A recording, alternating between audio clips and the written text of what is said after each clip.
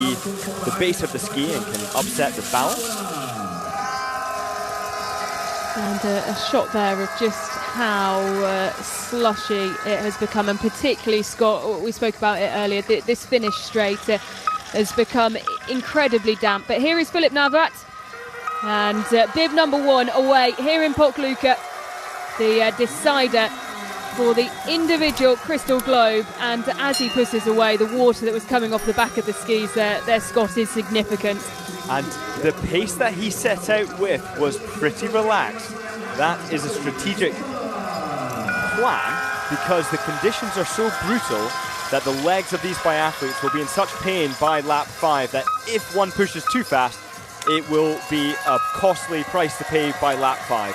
Yeah, a smile on the face there of David Zobel, potentially one of slight apprehension as well. I can't imagine it'll be very long that smile lasts, just with the grueling conditions out there. As you see, the first few athletes push away, including Johannes Tingersbo, the yellow bib, third to leave the start gate today. Just 5 points separating him and Sturla Holmberg in the battle for the overall crystal globe, and one that he is so desperate to win as his retirement draws nearer and nearer. Surprisingly, not so many victories for Johannes Tingersbo in terms of the individual, and that's he's had a lot of victories, but only 1, 2, 3 in the World Cup. The other 3 coming from World Champs and Olympic Winter Games. Of course, a huge part of that owing to just the infrequency that this competition is run, but you do look further down, particularly the results this season, and the disaster for him in Ruhpolding, that shortly after he did announce his retirement, I think it was the next day or at least the day after, 3 individual discipline titles, including being the holder, having won in this event last season. Fak, who is racing in front of his home crowd and has had so much success even here at this venue. But it's so great to see him still racing, not just racing, but racing to such a high level. Still competing to such a high standard this season, Scott.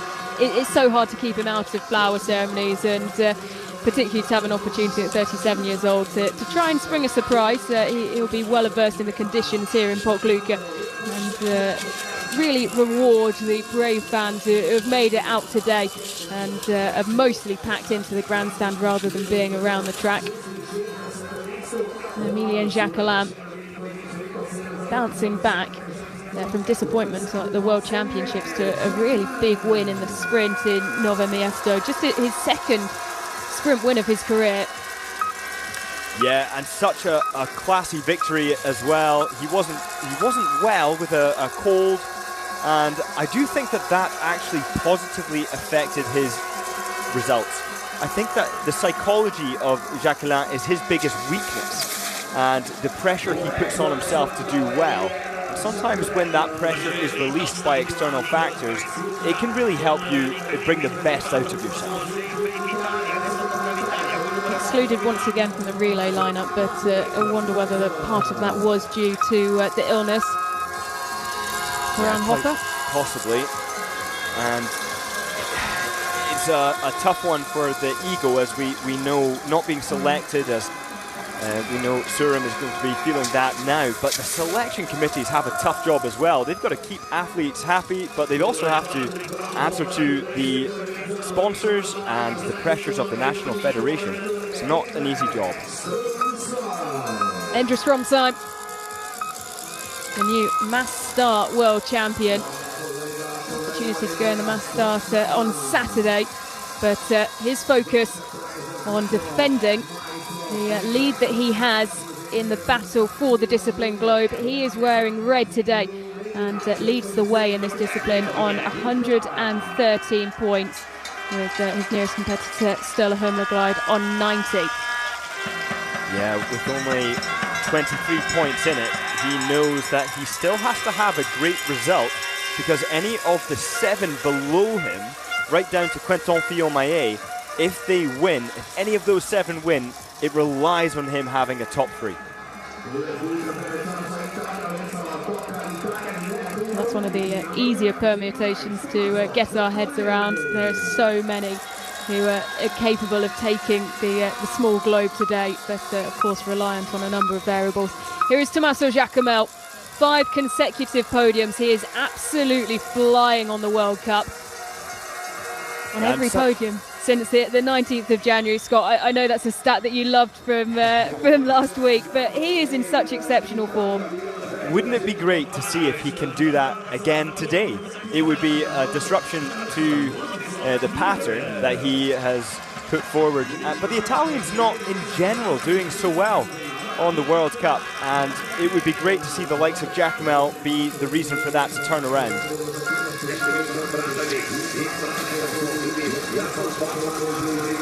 Camera showing just how much of a challenge the weather conditions have been today. Pretty consistent rain through the morning and the afternoon. A slight bit of snow overnight, and that had settled nicely on the trees, but most of that now washed away by the downpours that we've had through the course of the early afternoon. Sturla Holmler just trailing Johannes Tingesbo by 5 points now. So used to seeing him in yellow after securing the yellow bib and wearing it after Antholz. But it is Johannes Tingesbo who snatched it back and through 1.1 kilometres is 1.6 seconds in the lead. It was quite evident, Scott, when he burst out the blocks, just how quickly he was moving in comparison to everyone else who was going around him. Yeah, it's great to see that visual, and we can expect to see today again, even though they're not going head to head, just measuring each other's pace based on how quickly they go through these checkpoints. Johannes Tingesbo now with 1.9 ahead of Navrat. That actually surprises me a little bit, because when we saw the German leave the start gates, he looked so casual, and yet skiing a similar pace to the Norwegian Johannes Tingesbo. Sebastian Samuelsson, fresh off the back of securing his first win of the season in the pursuit in Novo Miesto. Scott, that would have been a huge confidence boost for him, and particularly encouraging considering the conditions he had to work in to get that win. It's almost as if Sebastian Samuelsson and Hanna Öberg have coordinated this comeback to the top level. So first in to the range, 4 shooting stages, alternating prone and standing. Philip Navrat drops down into the position. The range entry here is downhill. The biathletes come in with just a little bit more energy, less breathlessness.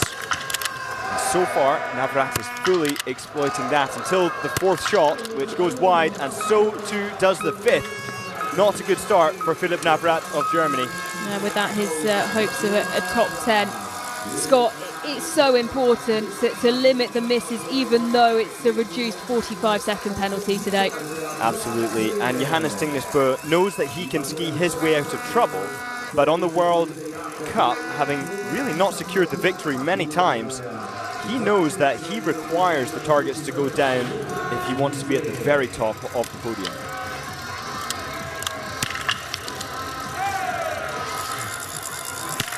Coming in, 5.5 seconds in the lead with number 3, Johannes Tingesbo.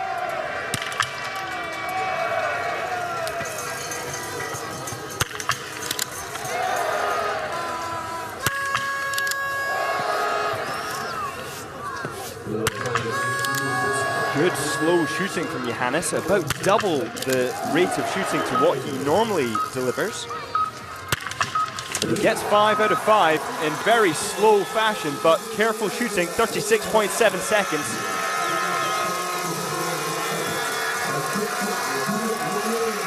And a considerable lead. Yeah, of course, those coming through ahead with penalties. Yeah, at the World Championships, Johannes with 3 misses in his prone, and that was shooting fast. He really has chosen to slow it down. Jakov back into the range. He knows the range conditions here better than anybody else in the field. And so is able to get the first round down in 11.4. And it continues to go well for the Slovenian. 4 out of 4, final shot. And he gets it. Great shooting from Fak. What a start. Brilliant start on home snow. Keep our eyes on the time. There won't be a huge much between him and Johannes Tingersbo, and there is nothing at all. Wow. Kudos to the good, fast shooting, and Johannes taking his time, the effects of that being felt.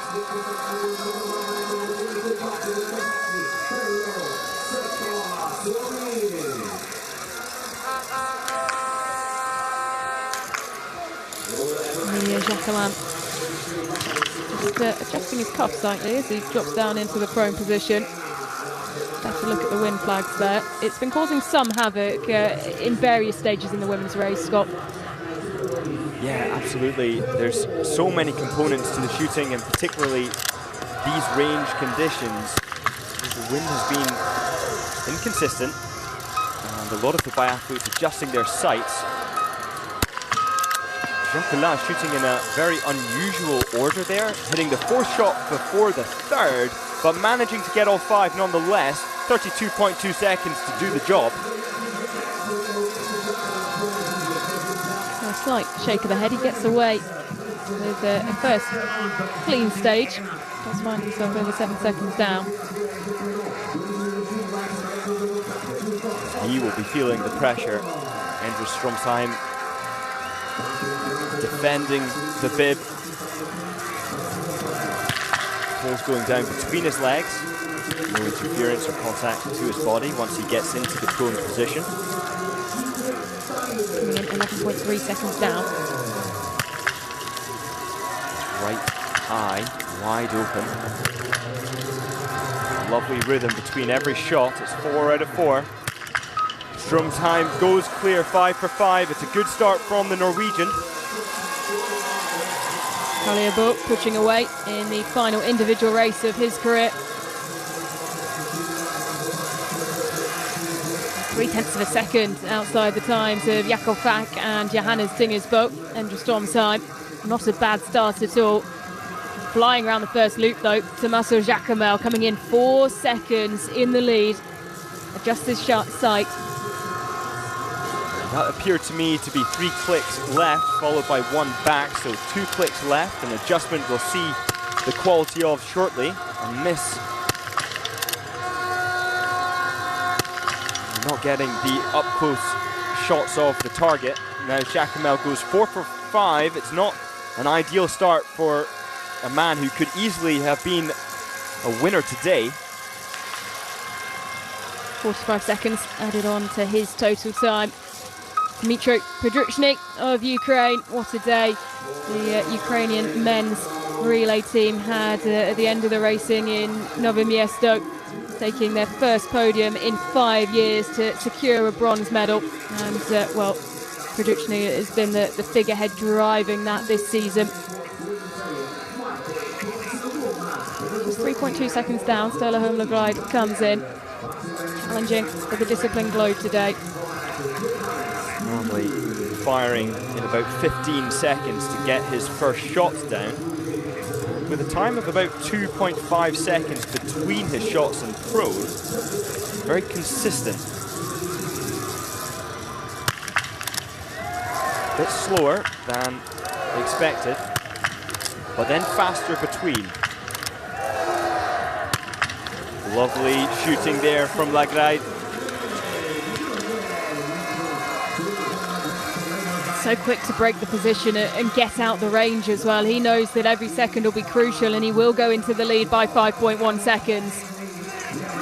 It's the perfect start, and he will be gutted to not be wearing the yellow bib today. But Lagride has the potential easily to claim the victory today. He also has the ability to win the the Crystal Globe for the individual. But Sebastian Samuelsson, he's really been coming into form and skiing well, not quite matching the best with 18.2 seconds back, but only 2 seconds behind Jacques Lalan's time, and I suspect that's due to good pacing, not poor form.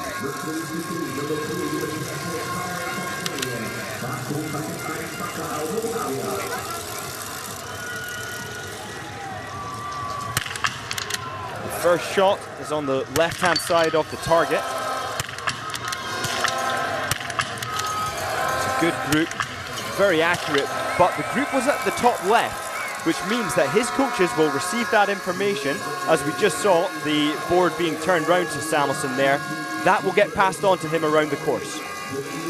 Fifth for now, leaving shooting one. Bib number 15, Sebastian Samuelsson, just inside 10 seconds of the leader, Sturla Holmlagride.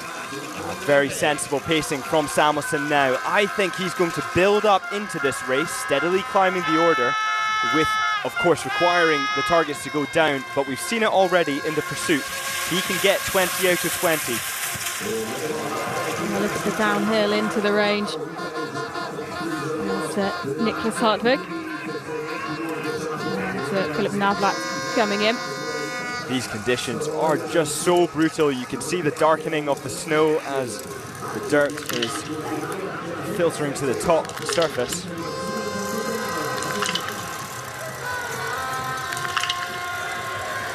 Navrat already adding 1.5 minutes to his time, and now make that 2 minutes and 15 seconds. So Hartvig at the top right of the screen.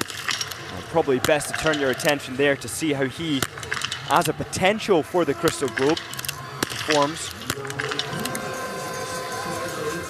Accidentally ejecting a round, and that was earlier on in the sequence, therefore having to use a spare, but he gets all 5. Yeah, it doesn't seem to flap him at all. He's there and very, very focused indeed, and is in the running here. Johannes Tingersbo coming in with a considerable lead. That is owing to the fact that Philip Navlat has so many misses to his name already. It's lovely rhythmic shooting. He's not going too fast, and he gets 10 out of 10. It's a really good start for Johannes Tingersbo. It's just beautiful shooting, isn't it? It is so great to watch when Johannes Tingersbo is in that kind of flow. It's really something special and something that will be so missed from the sport. He will have a very considerable lead here, 2 minutes 47. A reminder that Philip Navrat ahead of him has 3 misses to his name. And now he has Jesper Nelin starting next to him. And this is a difficult one for Nelin, because he could stay with the pace of Johannes Tingersbo, certainly for a lap, but at what cost?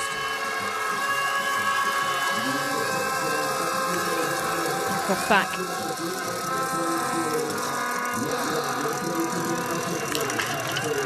Fabien Claude in for his first shoot, coming in 8 seconds down.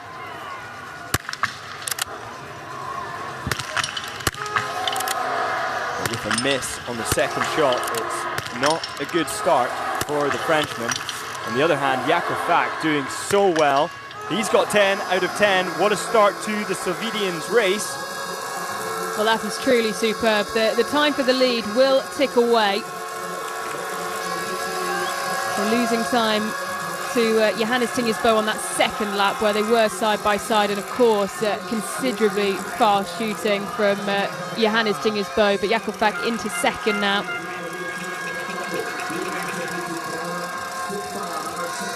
Now, this is where Jacques Alain struggles. In the stand shooting, he has pressure with another biathlete right on his heels, deciding to go on the mat next to Jacques Alain. But he needs to shoot in a controlled manner. He's already got to lift up his rear sight. Perot, top right of the screen, manages to get the first 4, but misses the last shot. Jacques Alain shooting rapid fire, now with 4 out of 4, but missing the last shot as well as Perot. So 9 out of 10 for Emilien Jacquelin.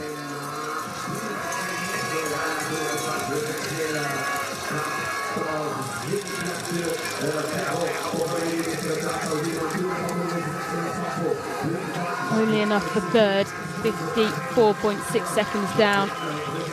Into that miss, and one was ahead of him.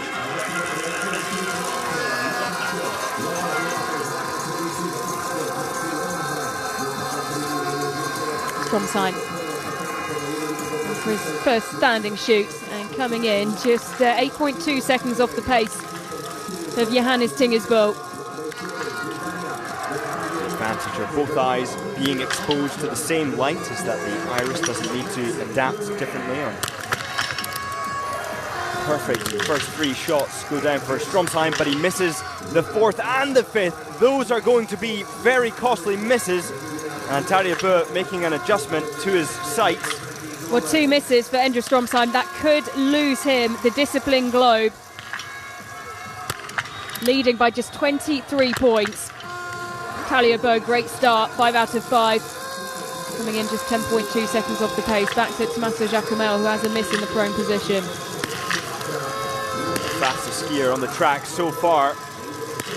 Also shooting very fast and very accurately. 9 out of 10 for Tommaso Giacomel, and only taking 19.9 seconds to get all 5 down in stand. It's crazy fast. Just as you said, he was the fastest skier. I was about to say, no doubt, he joins the fastest in terms of shooting, and he will top that table for now. Dmitry Produchny coming in.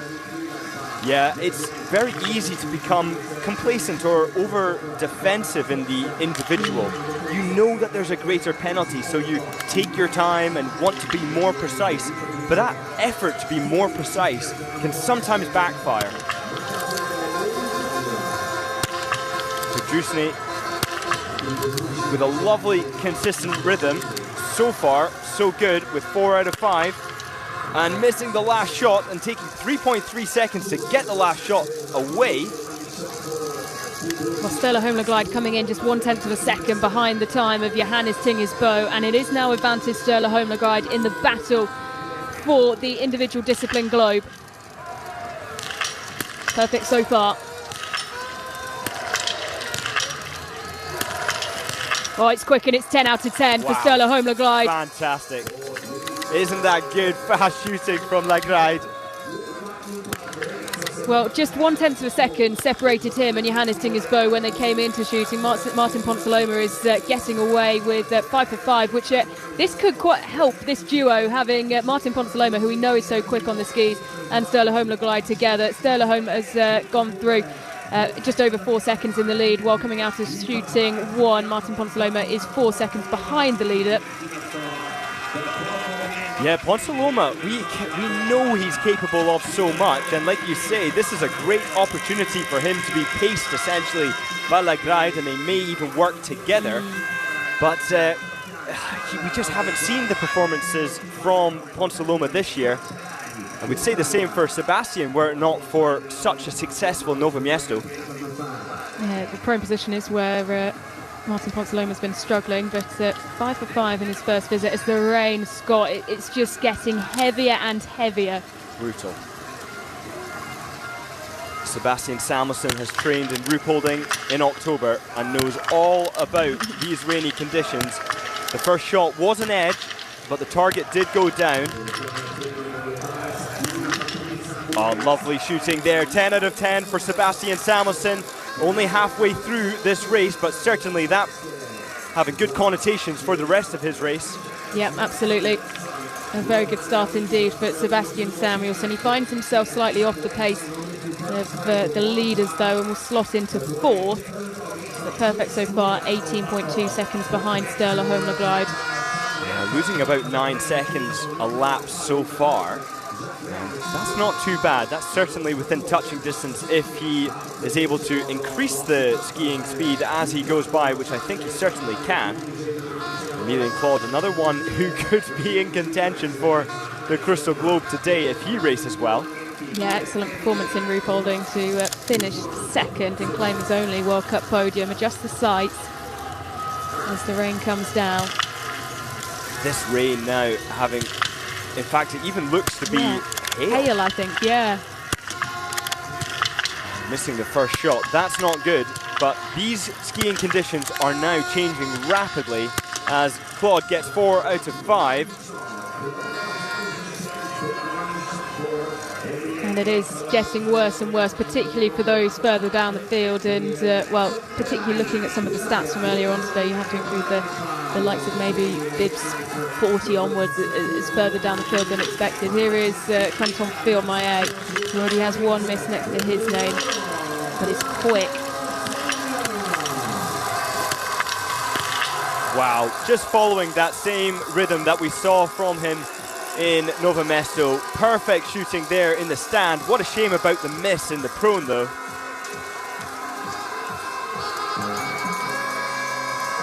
Background comes Johannes Tinger's boat.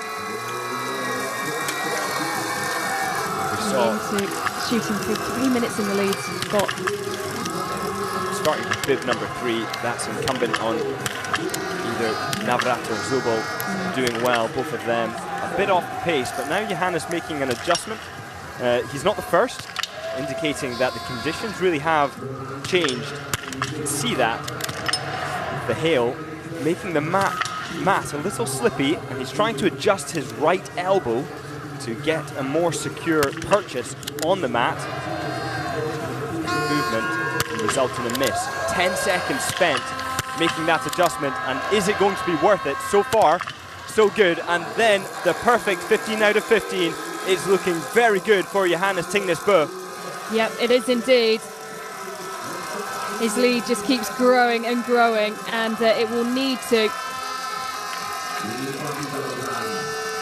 Of course, those ahead of him with a number of misses. Here's someone else who's going for a perfect 15 out of 15, Jakov Fak. And Fak is skiing at a similar pace to Johannes Tingnes Bø. He's in great shape. In fact, setting the fastest course time on lap 3. If he gets all of these targets down, he's going to be fighting for a podium today. Oh, it's perfect once again. Jakov Fak, 15 out of 15. Wow. In precisely 30 seconds. That is controlled shooting, and he has an early bib number, meaning he can take advantage here with 13 seconds now ahead of Johannes Tingnes Bø. Well, that is very good from Jakov Fak. Almost 14 seconds he leads Johannes Tingnes Bø, and is putting himself in an excellent position for a first podium since the 2022-23 season. That coming in the individual, actually, it's his preferred event, and he's shining today. Emilien Jacquelin, as the hail and the rain comes down even heavier. Look at the right elbow slipping out. It's difficult for everybody to get the traction. Johannes Tingnes Bø took the time to make sure that the right elbow was firm and secure before shooting his second shot. Great shooting from Jacquelin. Amazing. 5 out of 5, 14 out of 15. Well, once again, having one of the later bibs, 41 for the blue bib, Campbell Wright, who will look to replicate what he did in Novo Mesto to do so well with one of the later bibs in difficult conditions, but this even worse than what he had to experience and battle through last week. It's good shooting, it's a good start, but he does have a 26.8 seconds loss of ski speed over the lap 1, but he gets 5 out of 5. That's a great start for Campbell Wright. Yeah, no surprise to see that slower ski speed, but you do hope that and wonder with the prowess that he's shown, particularly in 4 shooting stage races, that he can really build into this race. Disappointment in the last visit for Endre Stromsheim, who has a maximum of 18 out of 20 that he can achieve today, and that might not be enough for him to secure the discipline globe. Marcel Jacquemel also coming in. Such challenging conditions today, as you can see on the screen. And that could mean that the door is very much open for anything to happen. Jacquemel with an early miss, but Stromsheim clawing back some of those precious seconds, and he gets 5 out of 5 in his second prone. It's far from over yet, both the battle for the win today and, of course, the discipline globe as Tommaso Jacquemel gets away. There'll be a maximum of 18 out of 20 for him as well. 2 misses next to his name. There's plenty of work being done by the staff around the range to try and brush some of the hail off the mats as the athletes come back around and in. So exciting to see what Ponce Loma is capable of. loves this venue and has done very well here in the World Cup, in the World Championships in the sprint. That was in 2021. Victory on that occasion.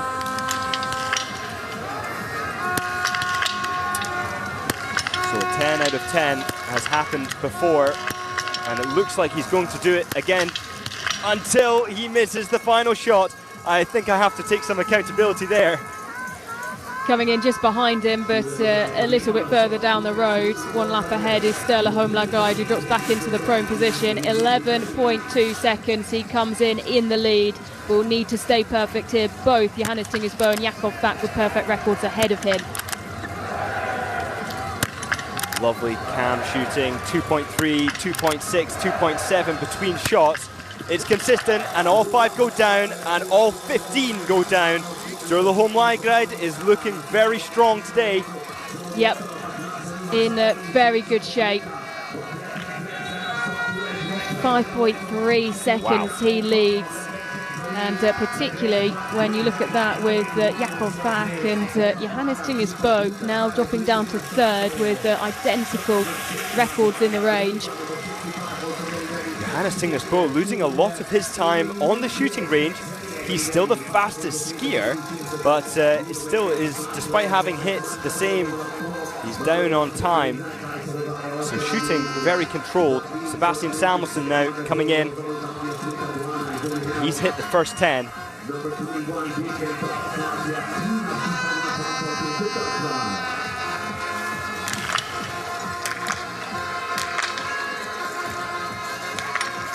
Samuelsson now fumbling somewhat to get the magazine in. It's a pretty high pressure moment for him.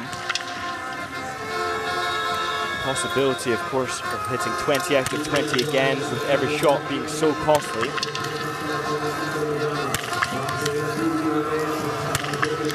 All the shots were top left before. Now we saw an edge shot at the bottom right, but it's 15 out of 15 for Samuelsson. Perfect. He joins the 3 ahead of him with a perfect shooting record so far. And will slot into 4th, 21.5 seconds behind Sturla Holmlagide, but 4 men now at the top of the standings, leaving shooting 3 with a perfect record.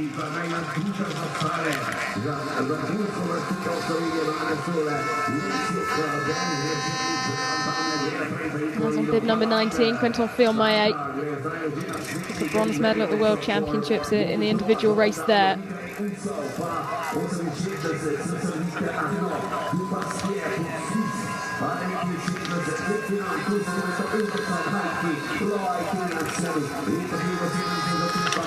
Quentin Fillmaillet, he's so controlled that he's able to shoot very, very quickly in the stand, particularly with unbelievable accuracy. Something so many of the French are now able to do. But there is your second miss of the day for Quentin Fillmaillet. The prone is not going his way. He resets, but he misses another shot. So now it's not looking good for the Frenchman. No, 17 out of 20 certainly won't be enough today when you look at those ahead who have perfect shooting records. So not to beat for the Olympic champion in this discipline. Hartweg, very capable of winning the Crystal Globe today. It's not going to be an easy battle, there's no doubt about it. But taking 2 clicks to the left, indicating the wind changing once again. You don't know if it's increased or decreased, but the first shot goes down, the second one is central. Another case of an accidental ejection of the round. He picks it up from the mat instead of loading a spare. And misses high right, that's a shame. So in for his final shoot of his last individual race on the World Cup, Johannes Tingesbo wearing the yellow bib. Perfect so far, 15 out of 15. He's really taking his time. He's building his position. He's in no rush. He wants these targets to go down. Sometimes wanting the targets to go down can have a very detrimental effect. 27.3 seconds to get the first shot away.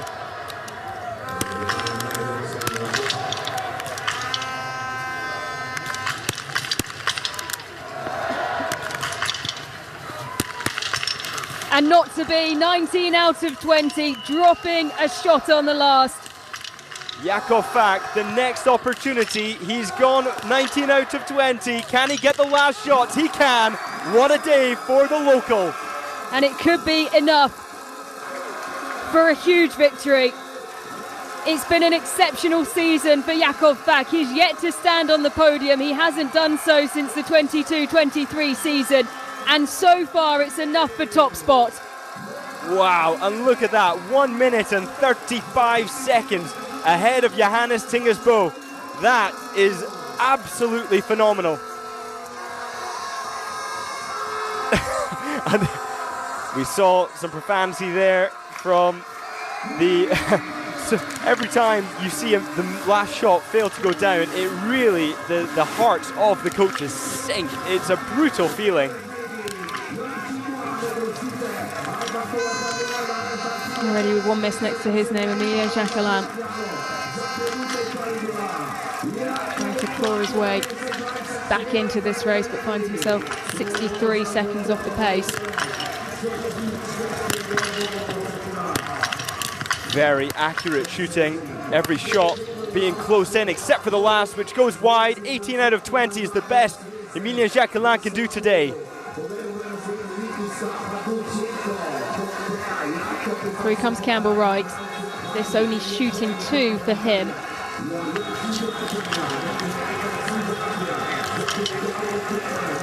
Really having to battle with the conditions, particularly Campbell Wright finds himself at bid 41.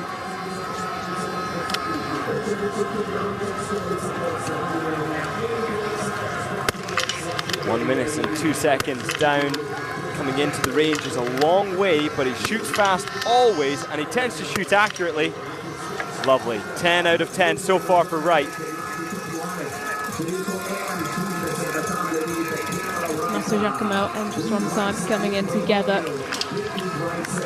Final shoot for Jacquemel. Clean and standing so far. Taria will soon to be coming in. Not missed the target today. 4 out of 5, 5 out of 5, and that's 18 out of 20 for Jacquemel. He could have still a great day today. Stromsheim now.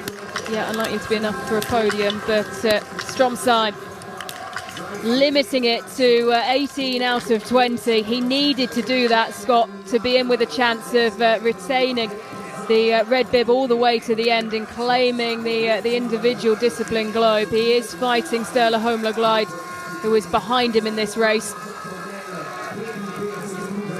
The likes of Lombardo still doing fantastically well. He's not missed anything after shooting 3. Taria Bö, he's not missed anything out of shooting 3. We never saw him, and is in 7th place, 124 down, so off the pace in terms of skiing. The Ponce Loma, he is only 49 off Lagride's time. That's despite a miss.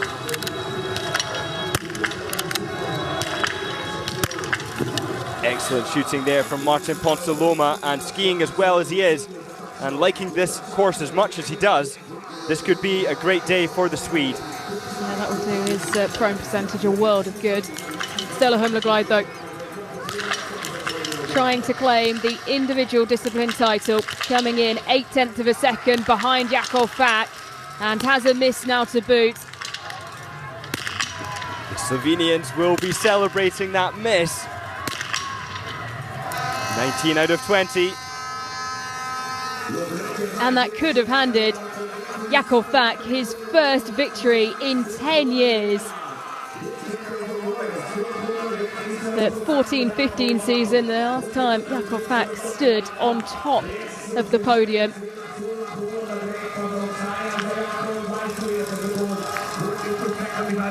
Now, Samuelsson and Ponce Loma Both athletes are capable of threatening Jakov Fak's position, but it's going to be challenging, particularly for Pokljuka with his miss, but clearly skiing in incredible form right now.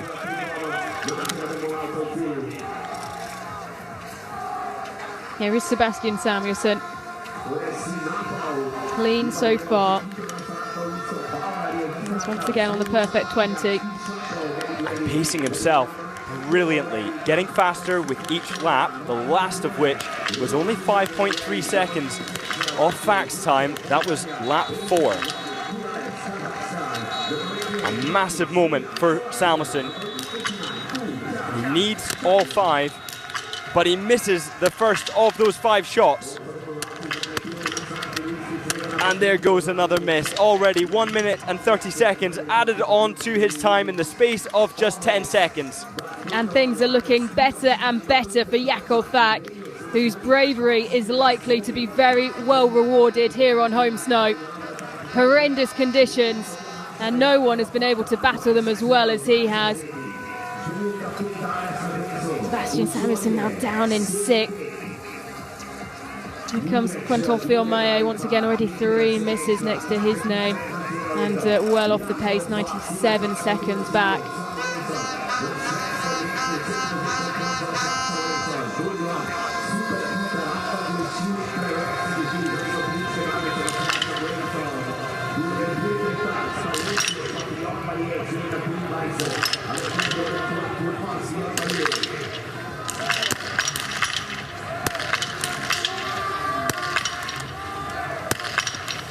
Lovely shooting, once again, getting all 10 shots down in stand, but with the 3 mistakes in prone, it's going to be hard for Quentin Fillon-Maillet on this final lap.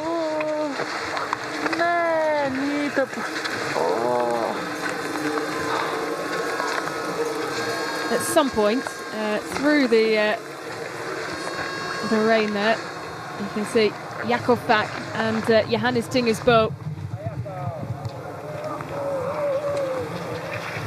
See, the conditions are just so brutal, but Jakov Fak is doing so well.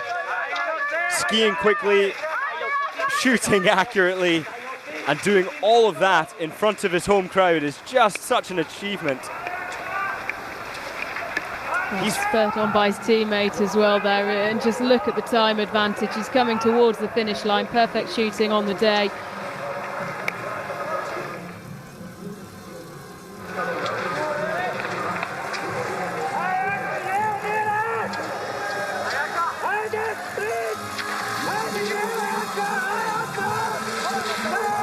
Being urged on all the way, Jakov Fak. 20 out of 20. Faultless today. As he comes towards the finish line on home snow, his first victory in 10 years.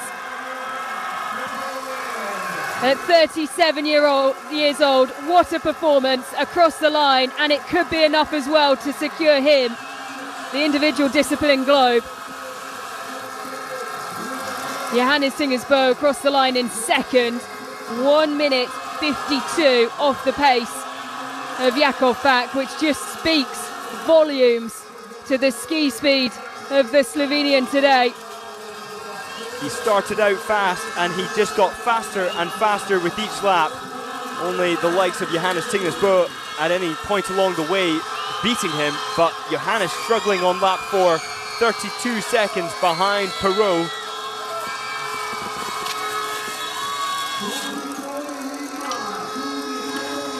Here he is, Eric Perot, skiing incredibly well, but having missed already, he needs to get the targets down, but is struggling with these conditions just like everybody else. 3 misses on the day for Eric Perot, the individual world champion, who, unlike Ulysse Simon, won't go back-to-back. Emilien Jacquelin coming towards the line now. Trying to push down Johannes Tingersbo. He won't quite get there. It will be outside the time of the Norwegian.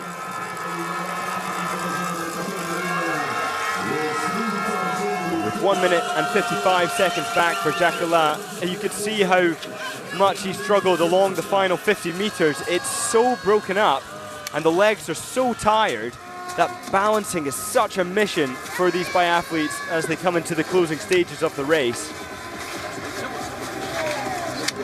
It's almost too good to be true for Fak.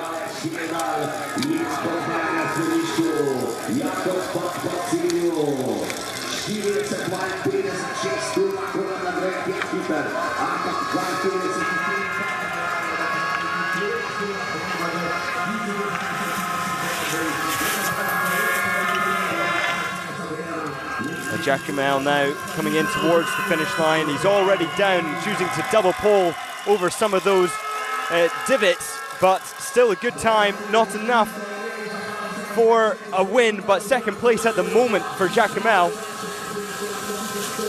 Yeah, finding himself just 51.2 seconds behind the time of Jakov Fak.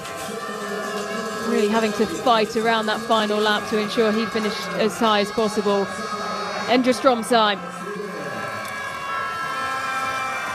Last few pushes.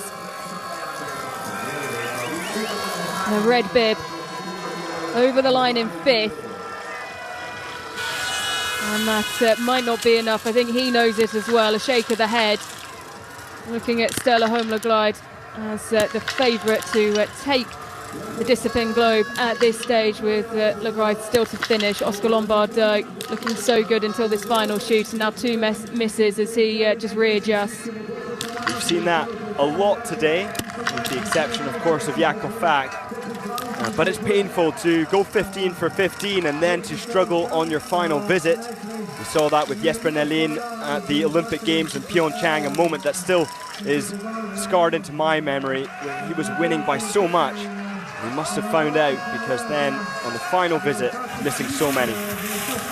We're waiting for the arrival now of Stella Holmlegård, who's flying towards the finish line and giving it everything he's got. He knows he's in contention to take the Discipline Globe. And he has done his side of the bargain. 19 out of 20, 34.3 seconds behind Jakov Fak. That should be enough to hold for second place. We saw Ponce Loma there. He managed to get 4 out of 5, meaning he's on 18 out of 20. 4th place as he comes out of chute 4, 1 minute and 8 seconds back. So able to touch potentially Jakomel's time, who is 13 seconds ahead of him, but would rely on very fast ski speed. However, he is so far so good. Ponce Loma really is skiing that fast and could potentially beat the Italian. Well, Quentin Fiormaillet has pushed down Johannes Tingesbo, which is important. If you just saw the graphic pop up for the individual, the total score, it is Stella Holmlegård who will end the day with the yellow bib back on his shoulders. There was just 5 points in it. And as it seems that Johannes Tingesbo will be pushed further down the table off the podium by Quentin Fiormaillet, who is continuing around this final lap, it will be advantage Stella Holmlegård going into the final 3 or 4 now events of the World Cup season.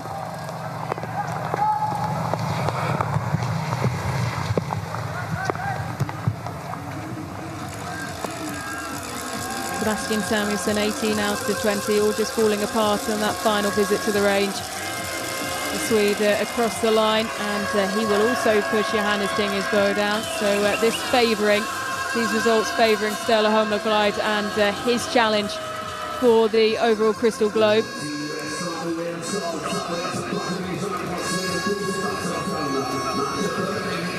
And it looks like Produchny has had a fall. You can see the snow clumped around, or the slush clumped around his rifle.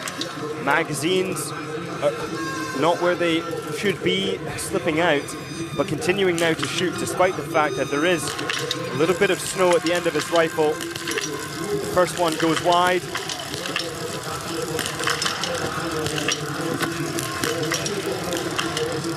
And only one mistake despite that fall, which really has set him back.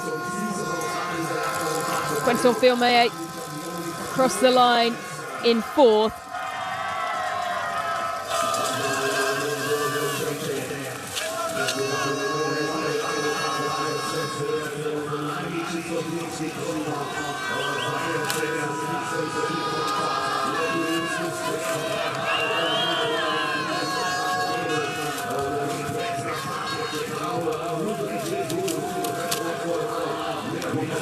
Stromsheim out of the top 5.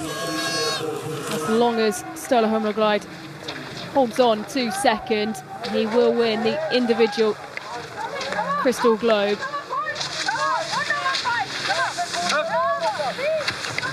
Growth through 14.1 kilometres. Stromsheim now down into 9th at that stage of the race, with less than a kilometre left to race for Eric Perrault. Stromsheim, if he finishes in 10th place, and Jakov Fak claiming the full 90 points from today's victory, supposing he gets it, which I can't see being any other way, then that puts them both on 144 points. So Stromsheim and Fak currently battling it out for second and third. Stromsheim really needing to hold a top 10 now today. If he's in 11th, then he loses to Fak as well. Further down the course, Telo Seppälä going into 10th. Pokljuka of Slovenia. Shooting so far, but 1 minute 45 off the pace.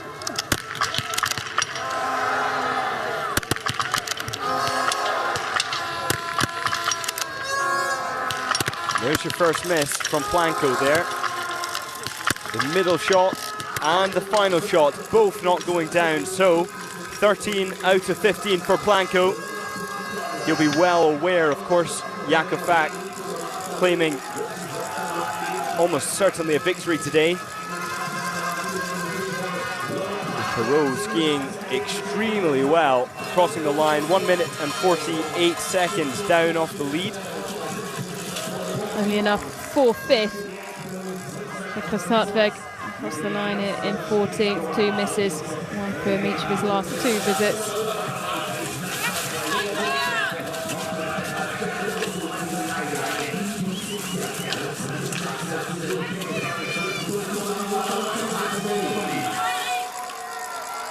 Continuing to fly around the course is Telo Seppälä, bib number 22, and really pushing for a top 10 finish here. It'll be close. There's Andrew Stromsheim for 9th. It will be enough for 10th. 2 misses and a brilliant performance on the best of the season for Telo Seppälä. You assume will go in the single mixed relay with Suvi Minkkinen on Sunday. Would you believe it? Johannes Tingnes Bø with the slowest shooting of the day so far, with 2 minutes and 35 seconds. In contrast, Sebastian Samuelsson just 1 minute and 42. That's almost a minute lost just in the shooting range alone, when Johannes Tingnes Bø so often does better. Johannes Dahle Skjevdal back on the World Cup after an extended spell on the IBU Cup, and perfect so far. That's his first miss of the day. He really needed to stay perfect if he was to try and push Tomaso Jacamel out of that final podium spot. Just Estrela going well in the breakout screen. What a great comeback for Dahle Skjevdal there. He has been on the IBU Cup, he's raced at the European Championships, and he's been racing in conditions or on fields that are what he may perceive below his ability. But to come out today, now 1 minute and 34 off the lead, top 10 for Dahle Skjevdal. And crucially at this point, 1 second ahead of Johannes Tingnes Bø. A finish ahead of Johannes Tingnes Bø, you'd imagine would go quite some way in his favour, looking ahead to next season with, of course, Johannes Tingnes Bø and Kalle Bø retiring. Here's Martin Ponsiluoma. And will it be enough for a first podium of the season for Ponsiluoma? It will. A brilliant 3rd place. 2 misses on the day. And he pushes Tomaso Jacamel down into 4th. Well, it's been a long time coming, but surely that should stand for Martin Ponsiluoma.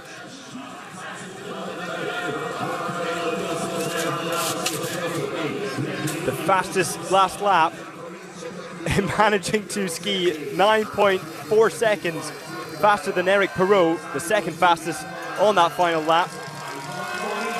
Less could be said of Tarja Bu's ski time with only one penalty, 2 minutes and 39 seconds off the pace. That's significant. And outside the top 10 for his final individual race of his career. 2 minutes and 7 seconds slower than Quentin Fillon-Maillet in terms of overall course time. So Tarja Bu struggling for form, unlike this man.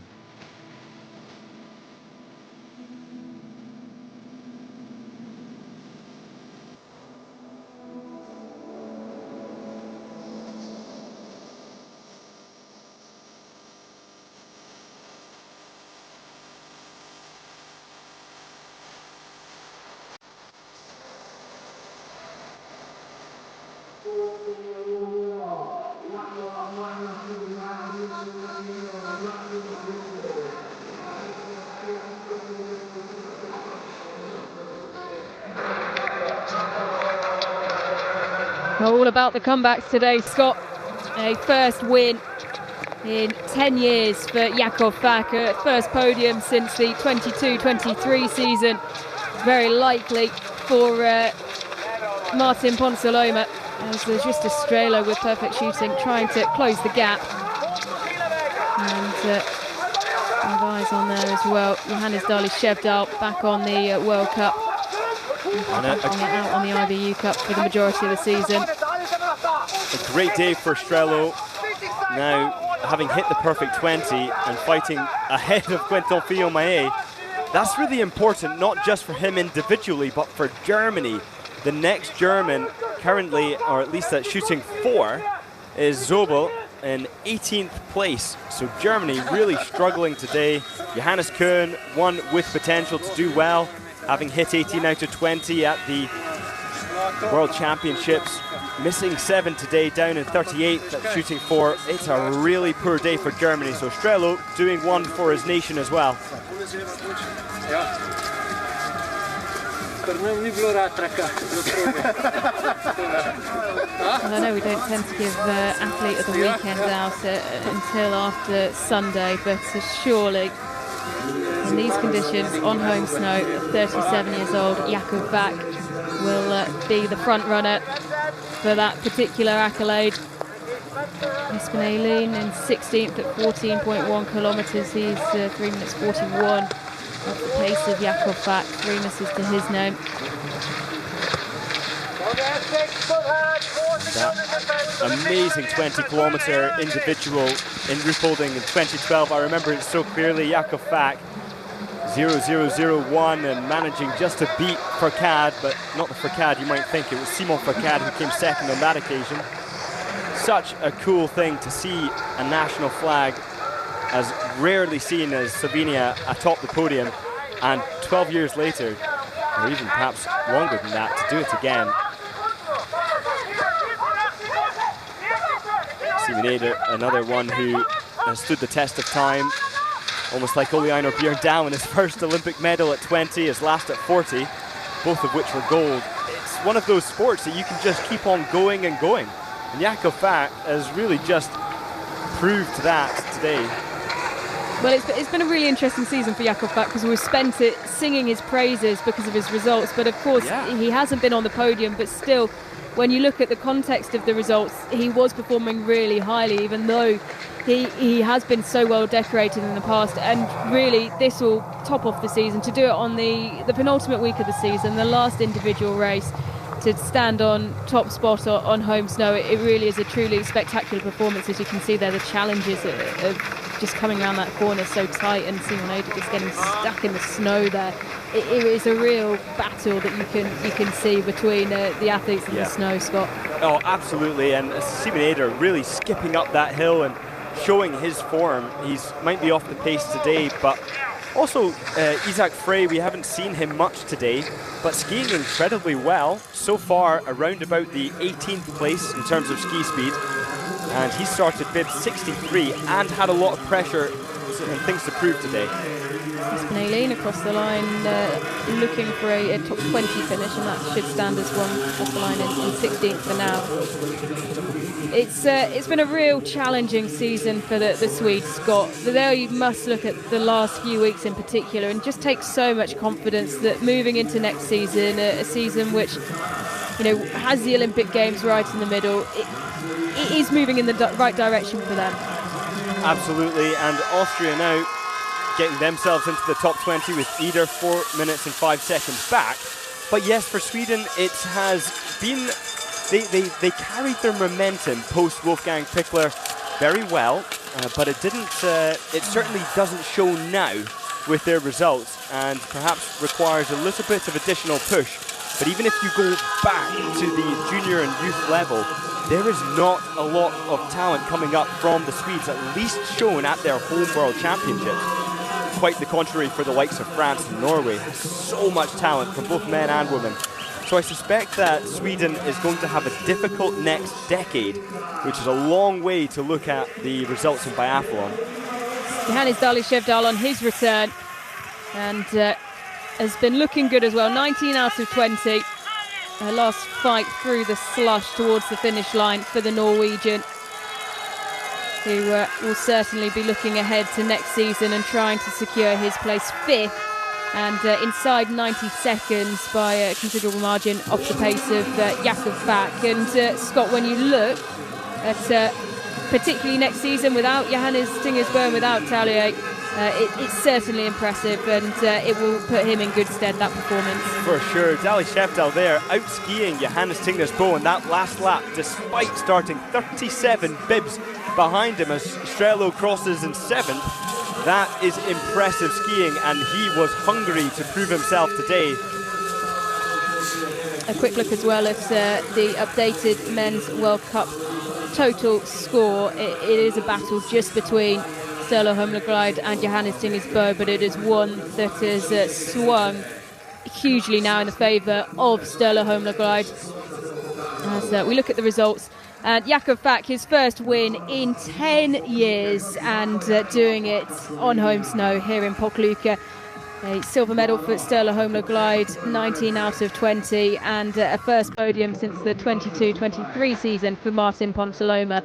And, well, Scott, just his second podium in individual competition, with the other being a win from Ponsiluoma in this discipline back in 2022. It's a horrible day to have to go out there and suffer as much as they have today, but wonderful to see such a diverse and unexpected podium, and Giacomo will be gutted to just be off it by 7 seconds. Yeah, listen, how good Martin Ponsiluoma is in mass starts, of course, taking the silver medal at the Olympic Games, the silver as well in Oberhof at the World Championships the year later. And well, he'll put himself in good stead, and will be full of confidence heading into the mass start on Saturday. Campbell Wright, it's been a valiant effort from so far down in the field, but 3 misses, Scott, just so costly on his last 2 visits to the range. So much, and I really do wonder if Johannes Tingersbø was struggling for motivation on his last lap, because to finish 152 back after coming out the range 155 back, it's difficult to see how it's become so. Yeah, it looks like he was really struggling, but he needs to defend the points. So I suspect he was trying his very best, and maybe just suffering in terms of form, but Campbell Wright really struggling to maintain his World Champs performance. 3 misses, shooting 4 for Jonas Malacek.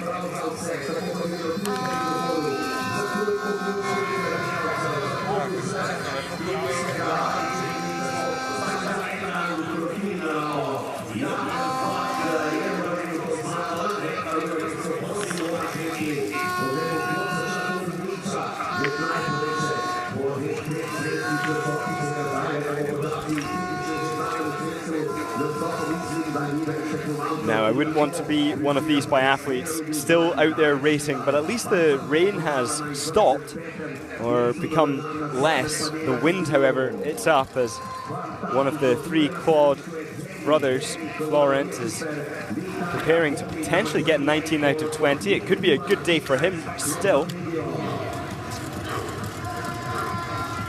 He had a brilliant day in the pursuit in Nowe Miasto, shooting 20 out of 20, finishing 16th after starting 39th.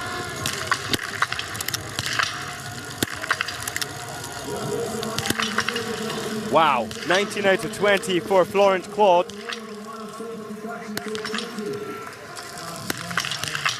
Came into our first look even at Isak Frey of Norway, making his debut on the World Cup, and well, he did exactly that in training. There was a shot that went around on social media of him taking a dive into the slush and well, replicating it in his first race on the World Cup. 2 misses in his first standing visit, but Scott, in these conditions, a top 20 finish for the young man who's had a grueling season on the IBU Cup. I'm sure if he can keep this up for a top 20 finish, that'll be one that he'll and the coaches will be very happy with. Yeah, and he's actually only 1.2 seconds behind Florent Claude as they exit chute 4. So that's 2 in quick succession who are both threatening a top 15. But Isak Frey, he's such a talented biathlete. He's still young and has so much potential and is looking for one of those spots for the Olympic Games. And I would not write him off, but he has some stiff competition with Dali Shevdal also doing fantastically well today. Also goes to show the quality of the IBU Cup, as Edgar Misa there of Latvia, struggling to clear his rifle, needs to be careful. The rules are very clear about where the rifle can point and the limitations of where you're allowed to blow into the rifle to clear snow. Perfectly fine into the rear sight. That appearing to be as a result of having not closed his rear sight. Raising his hand, because if there's trouble on the range, you can't shout for support, but raising your hand will see somebody come over to help you. He doesn't seem to be wanting or requesting any of that support, which he so desperately needs right now. Well, at least he's getting his breath back, but why he's not raising his hand is completely beyond me right now. Nobody will come and help unless you raise your hand. So Gosmize continuing to struggle. Well, David Komats pulls up, and now Mise can get his first shot away.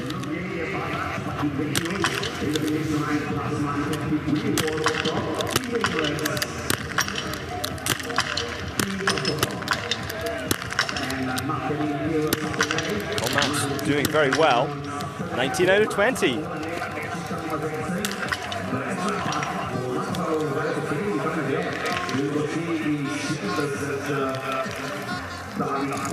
Well, he really took his time, Edgars Mise, and potentially opened himself up for some criticism there about the clearing of the site.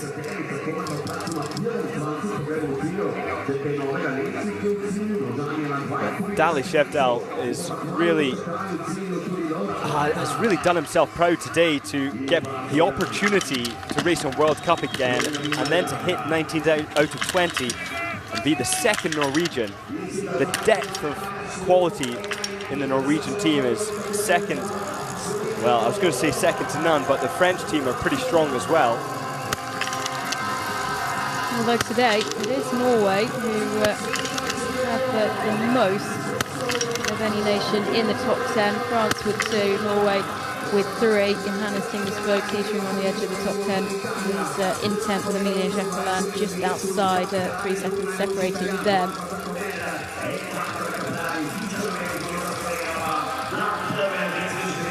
Makes me feel sorry for Sørum actually, reflecting on the fact that he wasn't able to race for Norway today. Lagride, who started on the same points as him, has had just a fantastic race. Stromsheim falling from the top. So an opportunity lost for Sørum, and you can't help but feel bad for him. There you go, top 20 finisher now for Daniele Capolari of Italy.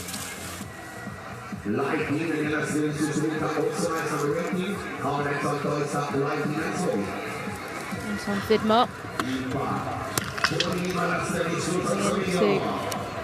shooting 4, and was at some point riding alongside Jakov Fak and encouraging him around the last few stages of his race.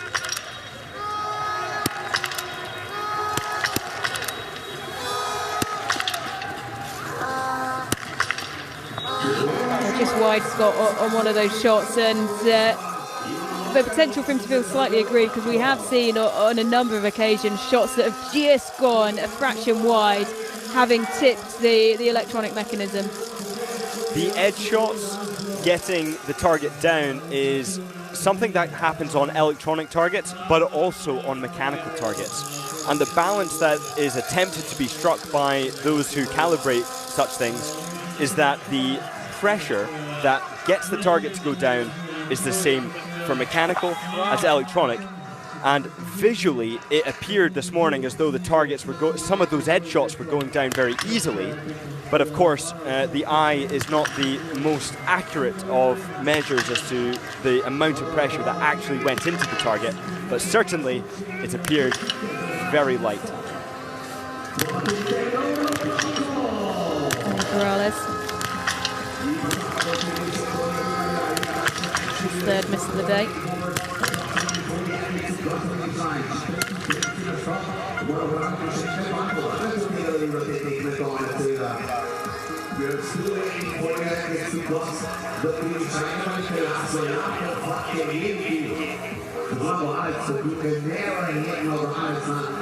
And you can really see now that the sun has come out slightly here in Pokljuka. The real challenges as we cut to Isak Frey, who 18 out of 20 today and 10 out of 10 from his last 2 visits. Just having to battle. You see the ski and the boot disappear into the slush, Scott, and you put it perfectly when we were in Nowe Mesto, just saying it's like running on sand.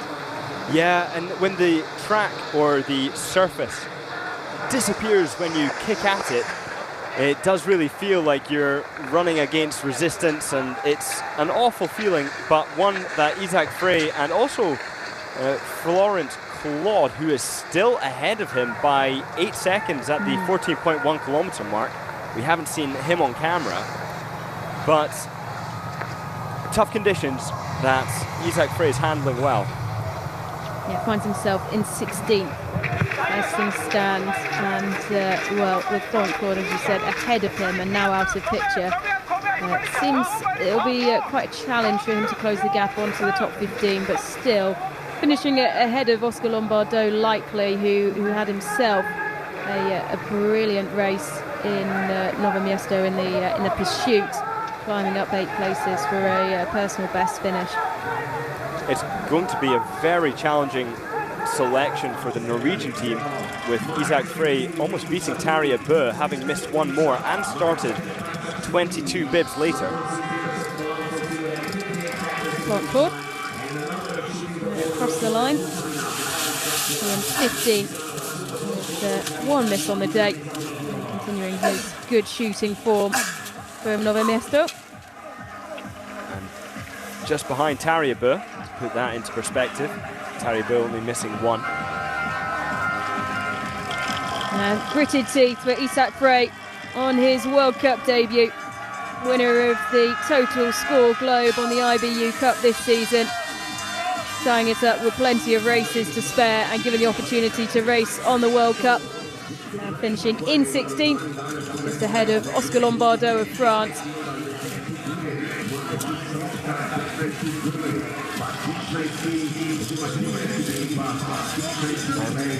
Also on the IBU Cup, we have Bakken at Stromsheim, we have Dale Shevdal, so many big names, Christiansen, who's been on the World Cup so much. All of them want those places that have now become available at the Olympics. Is there a certain pressure for the Norwegians when they come up to perform straight away? I think about Martin Uldal and the way that he really burst into the World Cup scene, and within, I think, 5 races, he equalled Sturla Holmberg's record of the shortest amount of time taken to win a World Cup race when he took sprint victory in Annecy-le-Grand Bonnard. Of those kinds of performances from as recently as Martin Nordahl, and then of course when Stella Holmberg bounced up from the IBU Cup and burst onto the World Cup scene. Is that sort of slightly misconflated how Norwegians are expected to perform?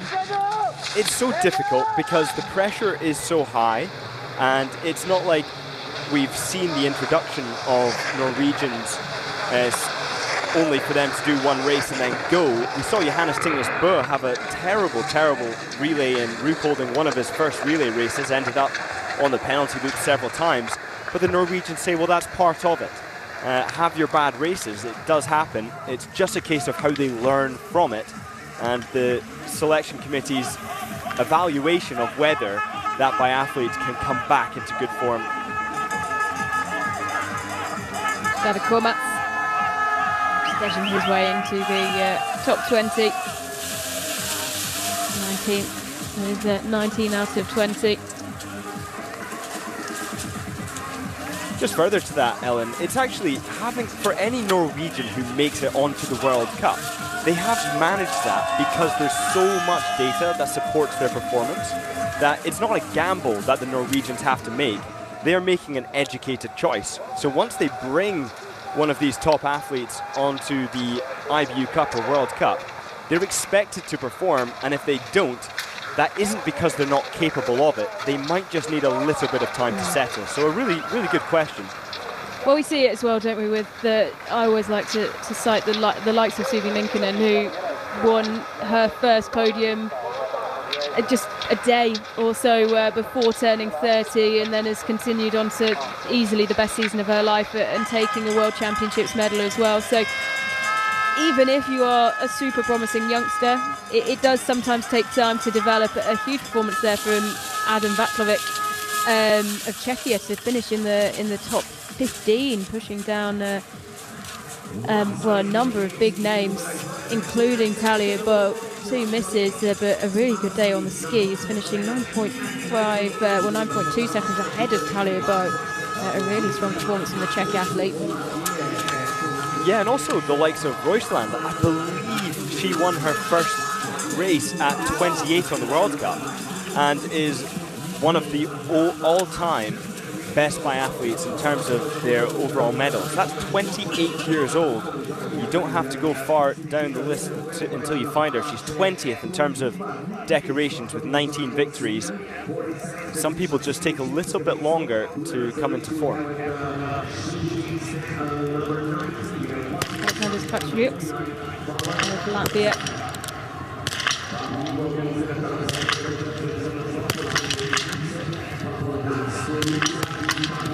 For 10 out of 10 in his last 10. He doesn't manage, the last shot not going down.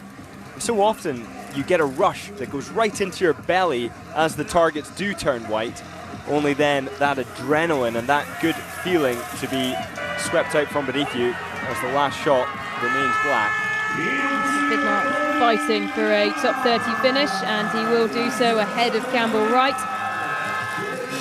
17 out of 20, and a very good effort considering starting in bib 71.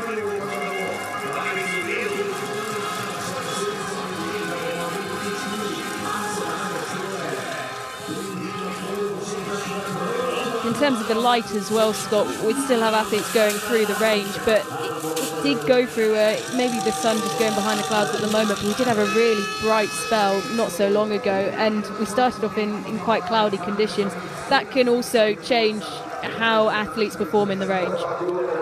Some athletes have diopters on the back of their sight, and they have adjusted the diopter according to the light at the time of zeroing, and that might then mean that the conditions are not as good when you come in if the light has increased or decreased. Either way, it can have a negative impact on your shooting. So yes, the light has a big effect, and I don't think today we would have seen a huge amount of that effect, but for some individuals it certainly would have been the case. Looks like that of Austria over the line in 28. So having to contend with the worsening conditions with 72.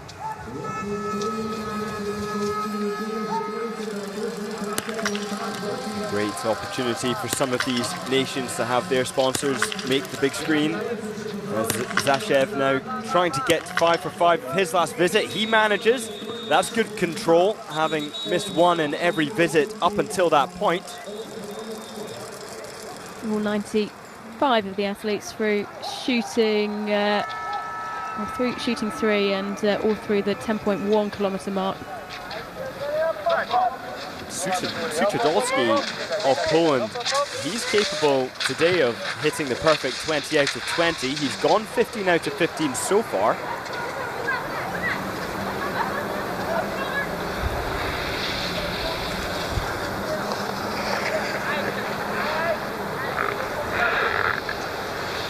Biathlete having a surprisingly bad day, stalled him on his 3rd lap, 2 minutes and 8 seconds off the pace.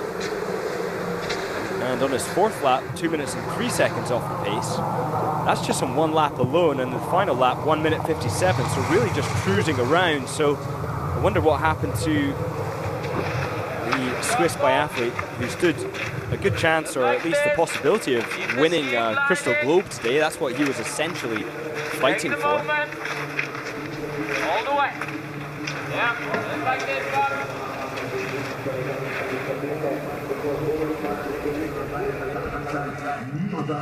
You see these conditions, they are extremely poor at the moment, but we've seen now 3 biathletes, Veklavik of Czechia, Claude of Belgium, and Frey of Norway, all starting in the 60s and 70s, and all doing very well, managing to make it so far into the top 20.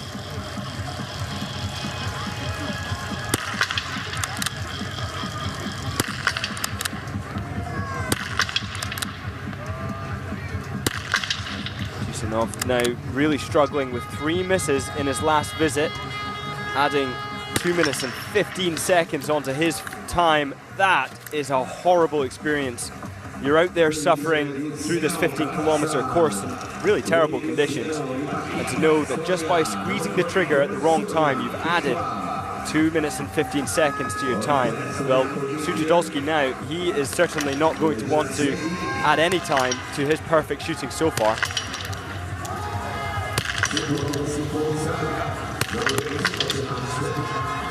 But so far, so bad, missing the first shot in his final visit.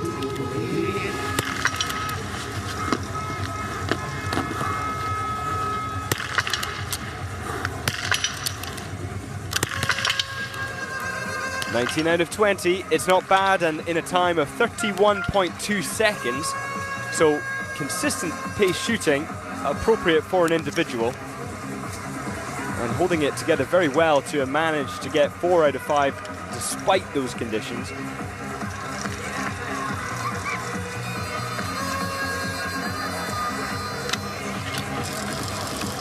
Always. Thank you.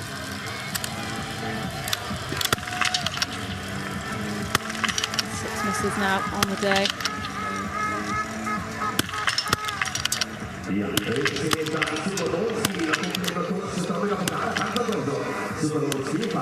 It's so hard. Shooting is made to look very easy by these top biathletes, the likes of Fak today, and Legride and Strello. He was the next best shooter to hit the perfect 20 out of 20. And it almost makes you forget as a spectator just what they're managing to achieve to hit these toilet roll size targets or golf ball size targets in prone under these conditions. We've gone from hailstone to rain to sleet to slush to swimming pools to sun. Crazy changes in the conditions. He really has had it all today in terms of the weather conditions and also the performances.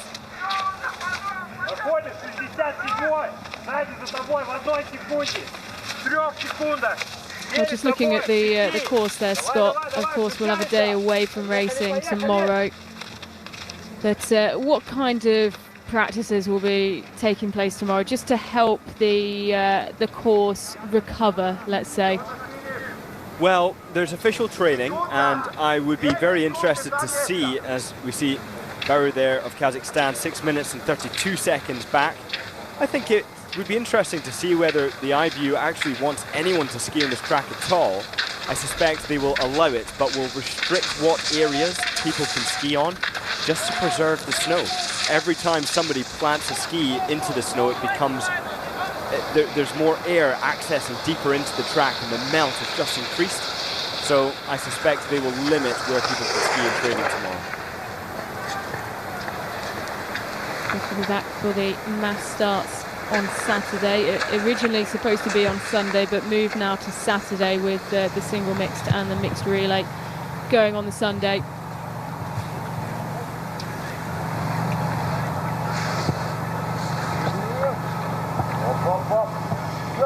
You can see and hear the pump there actually doing its work, trying to extract some of the snow from the water from the track in the more pooled areas.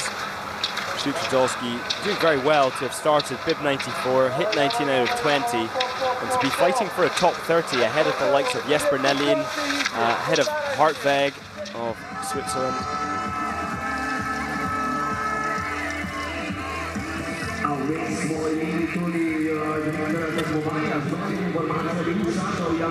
Jaroslav Nevolov of Estonia, 5 misses from his first pro visit. Clean in the standing so far.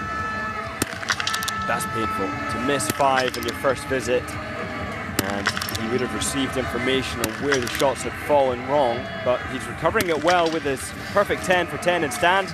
That's a small win there for Neverov. Yeah, 10 out of 10 in the stand, 7 misses in the prone, so only 3 prone hits. Scott, I think there's arguably sometimes a misconception that the prone is easier. You mentioned, of course, it's smaller targets, and put it so brilliant there that you know, the golf ball size. But there are some athletes, and we've seen it this season with Martin Ponsiluoma, who took a brilliant 3rd place today, who just cannot hit a prone target, where I think when you look at the statistics, it should be easier to hit. Yeah, it's a funny one because the prone shooting is more clinical. It's more about lining everything up perfectly, but stand is more reaction and more psychological. The prone is of course still psychological, but with a stand being so psychological, you have to deploy different mental strategies to get the targets down. I also have to bring attention to a mistake I made. Stalder of Switzerland was not fighting for a crystal globe. I actually meant Hartweg. And Hartweg, of course, doing considerably better in the top 30 at the moment. So apologies about that mistake. Yeah, tough day for Sebastian Stalder and his teammate Ducastier as well, who making the transfer over from cross-country skiing. 9 misses today, though, finding himself down in 81st. Also had the unenviable task of starting bib 68 as well, and as you can clearly see, the conditions really worsening, and you do feel for particularly this man as well, who the final athlete to get underway, bib 95, Damian Chesnek of Slovakia.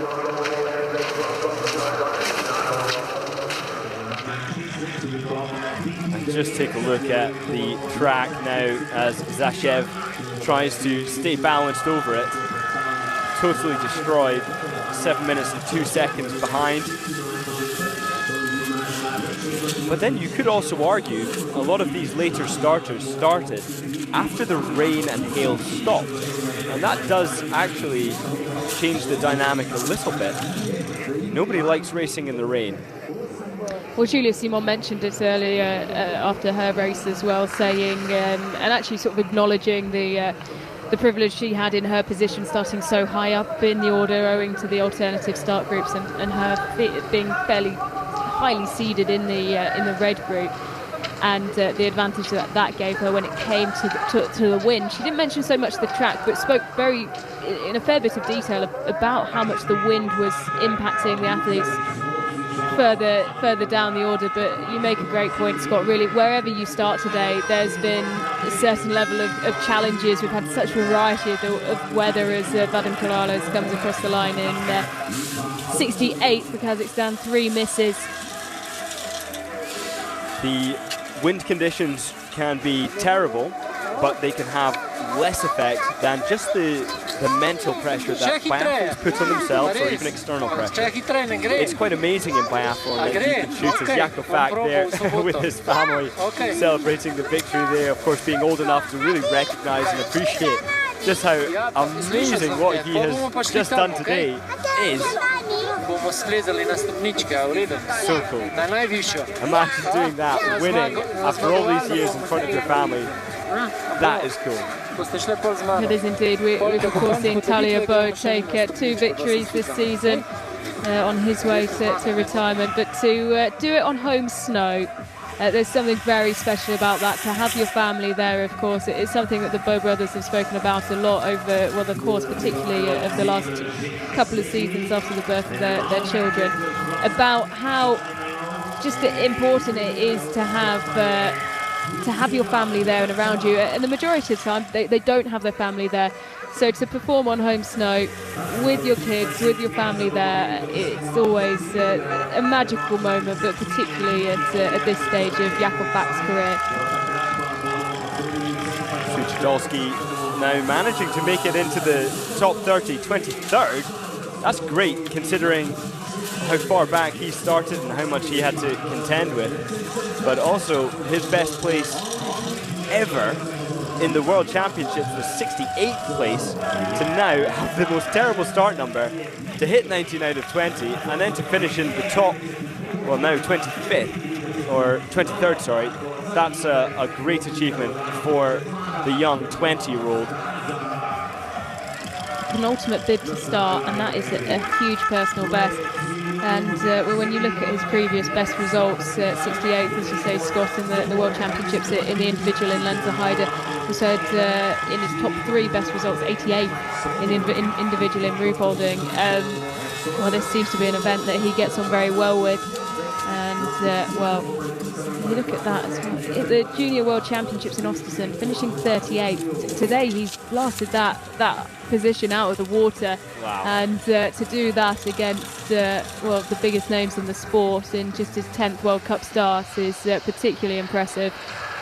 That is so cool. And given how the points are calculated, it's tricky, but for the mass start, it's always good to see new names, and wouldn't that be nice to see Suchodolski go into the mass start? Of course, it's a very difficult position to get into, with the first top 15 in the world receiving their place automatically, and then the rest filtering in from the results of the race preceding it. Oh, he's put himself in a very good position to at least make the reserve list, you have to say. Yeah. And a really tough day in the office for Kangoo with China.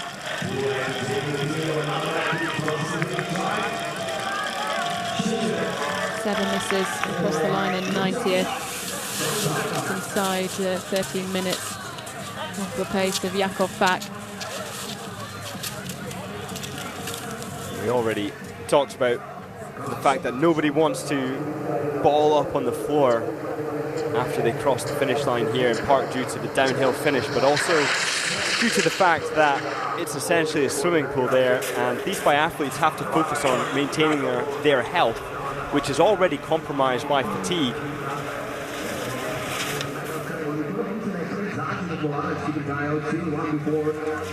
Save the celebratory jumping into the puddles in the lakes for Oslo, maybe in just over a week's time.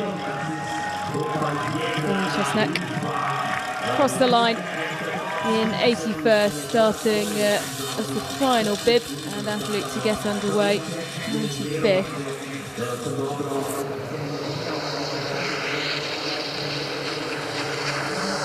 Ski around this course, there are signs warning of bears. So just to add a bit more drama, there are bears in these woods.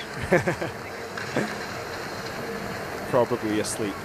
I love that you say that in a way that almost seems like you're encouraging Neverov to have a big final lap, because there may be bears, even though he can't hear you. But he is well on his way to the finish line now. There's 7 misses.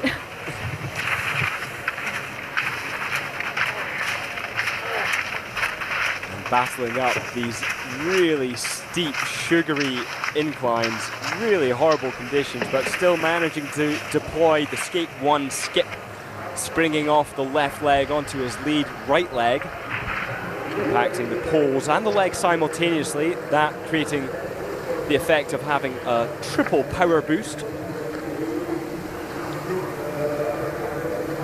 How bumpy it was through that section as well, really having to work hard to keep his legs engaged as he went over the bumps there.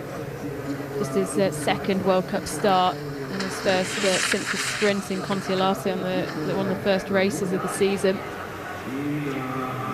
Holding a really nice technique despite having really suffered around this track. After his first 5 misses, his coaches will have showed him where the misses landed. He obviously did not know that. He never adjusted, made any corrections. But thereafter, to only miss 2 shots of 13 shows that he knows how to shoot, and there was an anomalous first 5 mistakes. Yeah, absolutely. And going clean, 10 for 10 in the standing position. Positives to take from a tough day of racing for Yaroslav Neverov. And the celebration as well, they more than began a while ago for Jakov Fak and this Slovenian team.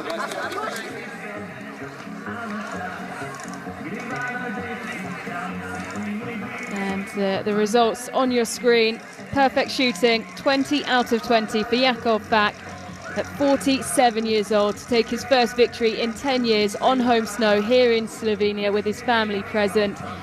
Stella Holmberg doing more than enough to secure the individual discipline globe, 19 out of 20. You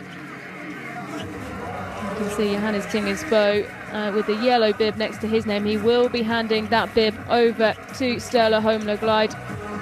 Martin Ponsaloma with his first victory since the 22-23 season, or first podium even, I should say, since the 22-23 season, to finish third. 2 misses, but showing and really able impressively to show his ski speed in such conditions, doing enough to bump Tommaso Giacomel down to 4th and preventing him a 6th consecutive podium. Johannes Dale-Shevdal finishing 5th with just 1 miss and a flower ceremony for him on his return to the World Cup. Quentin Fiormae in 6th. Clean shooting from Justus Strelo to finish 7th, but didn't quite have enough on the skis to treble the podium today. It's so cool to see Jakov Fak right there at the top, and that's despite all of these youngsters coming up with Lombardo, with Frey, with Oldal. There's so many names now, and even Campbell Wright of USA, that are trying to get up towards the top and the sharp end of the field. And yet, Jakov Fak, still at the age of 37, managing to get to the very top and with apparent ease, 34.3 seconds ahead of Lagride. It's such a great sight to see, and one that I will never get tired of seeing. If Jakov Fak could be around forever, I would pick that option. Well, he's one of the athletes who I haven't seen too much coverage about what his future plans are, particularly with the Olympic Games being in Italy. Of course, Dorothea, Lucas Hoffer asked plenty about their future, and of course we know the fate of Johannes Tingersbo and Talia Boat, who will both retire at the end of the season. Stella Holmberg, though, confirmation there that he will take the yellow bib from Johannes Tingersbo, a battle that Scott, I'm sure, will rage on for the next couple of races as well. But today, really a good showing considering what he's coming back from for Stella Holmberg. Oh, it's so good. It's so good to see it actually switching back and forth between the two of them. And it's something that you can expect in every single race now going forward, to see that battle unfolding, except of course for the relays when they're quite often on the same team. But it will culminate in a battle in Oslo, and that's going to be incredibly exciting in front of their home crowd, and the last races ever on the World Cup for Johannes Tingersbo.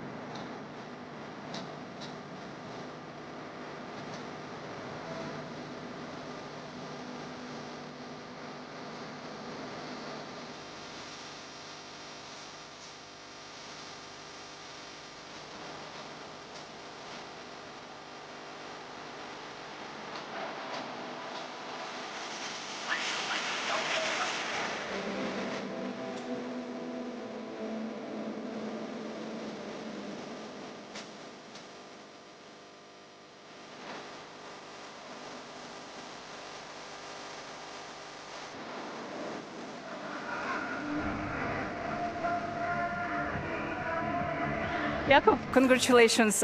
It was simply amazing. Your last win was 10 years ago, last win in Pokljuka 13 years ago.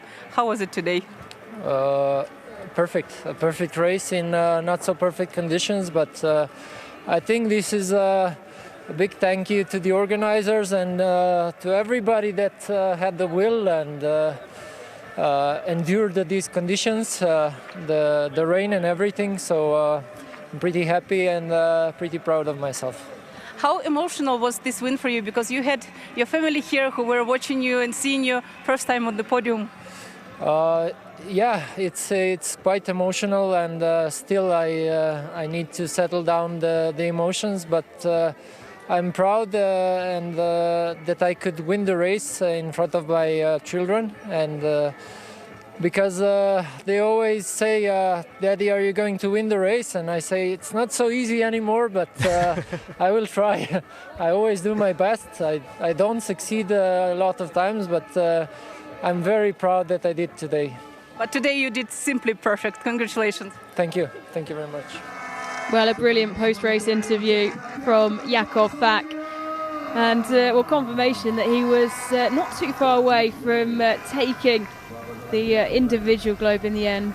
Stella Holmberg coming through not too far after him, and of course taking the victory in the end. A discipline globe, another one going the way of Stella Holmberg.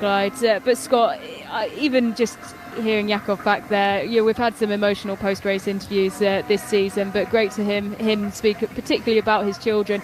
The first time that they would have seen him stand atop the podium on home snow here in Pokljuka. To raise 3 children and still maintain your skiing performance, I think that's testament to the amazing mothering as well from his partner, who has clearly done a very good job. But to be asked every race, how are you going to win? It must be, because then that devalues it really. So, well, I'm trying my best. So it's great to see him get to the top today. I'm so happy it's Jakov Fak.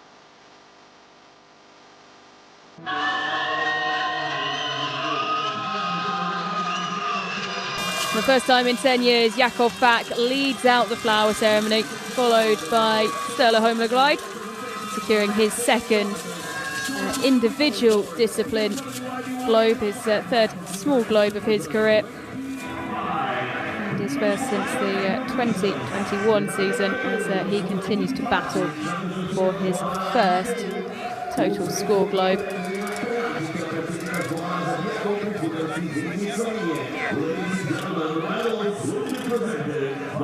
With today's fastest ski time.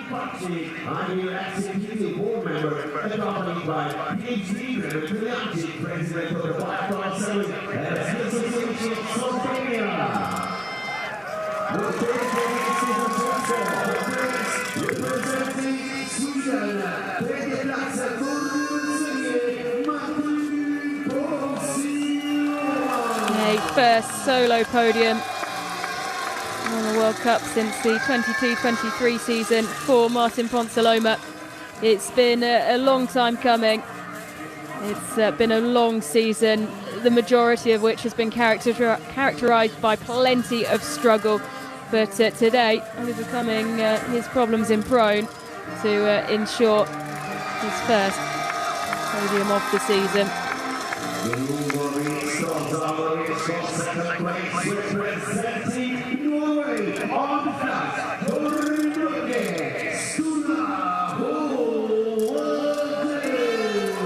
silver medal and a discipline globe for Sturla Holmlund. So open today, he needed to perform to his best in order to take the small crystal globe, and managing to do so. A silver medal for Holmlund today.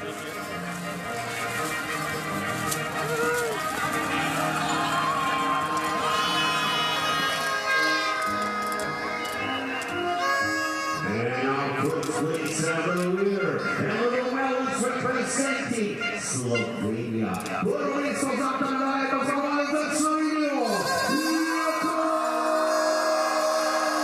A first win in 10 years. 37-year-old Jakov back stepping onto top spots. A magical win. A fairy tale here in Slovenia. Performing on home snow with his family all around him. A memorable gold medal after what has been a really impressive season, and now he has the silverware to boot.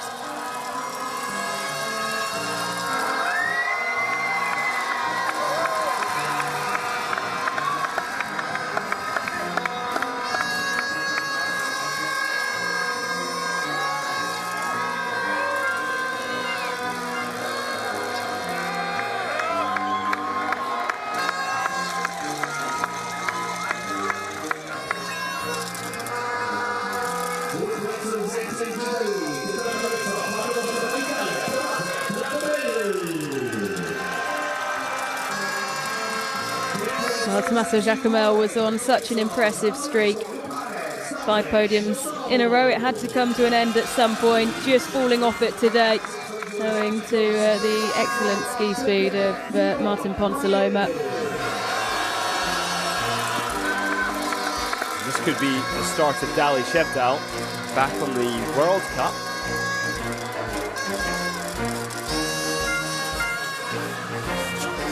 Anton Fielmayer taking 6th.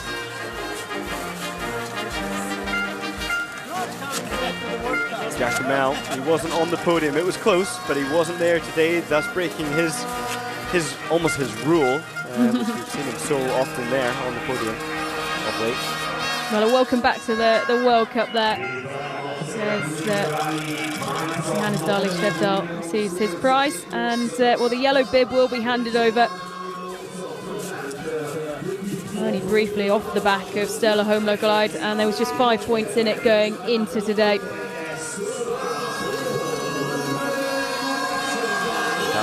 Shevdal really loves the head-to-head battles. So in the pursuit and mass start in 2024, he was second in the overall battle for the Crystal Globes on those seasons. So I think we can expect to see him performing well on the weekend in the mass start.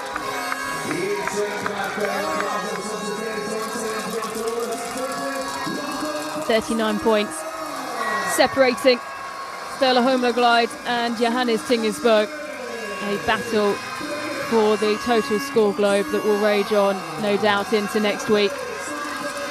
Up next, though, the mass starts for both the men and the women. We take a break from competition tomorrow, and we will be back on Saturday, starting with the women's 12.5 kilometre mass start, followed by the men's 15 kilometres, with it all kicking off here on Eurovision Sport at 1:35 Central European time.